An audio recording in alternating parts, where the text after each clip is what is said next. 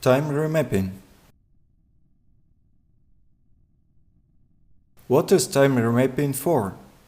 Time remapping is needed to dynamically change the speed inside the clip.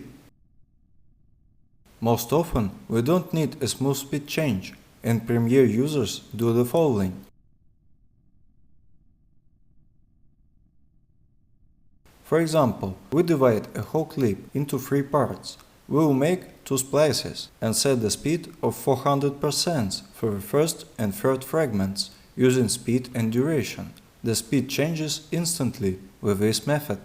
But what we have to do if we want to change the speed smoothly?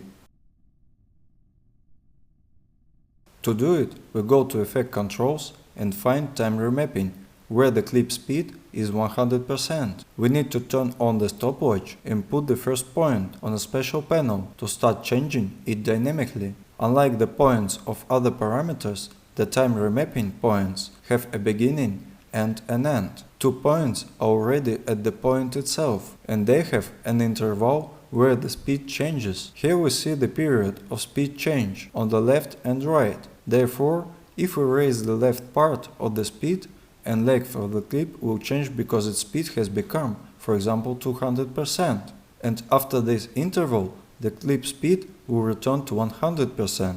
Let's say we need to edit another acceleration, so we put a second point and raise the line up, also up to 200%. For our convenience, this parameter can be displayed on the timeline to see them and change them on track itself. You can also switch the timeline interpolation in the settings. By default, we have frame sampling, but if we want to slow down the clip, we can choose frame blending or optical flow. It should be mentioned that now we have a linear speed change. I mean, the changes occur at constant speed. In order to make the speed change more exponential, we find 2 tendrils on the interval between the time remapping points that we can pull in different directions and change the curve at will. For example, let's create a curve with a S-shaped band, like this, and the next point is linear, and this one is exponential. We can also adjust the speed change.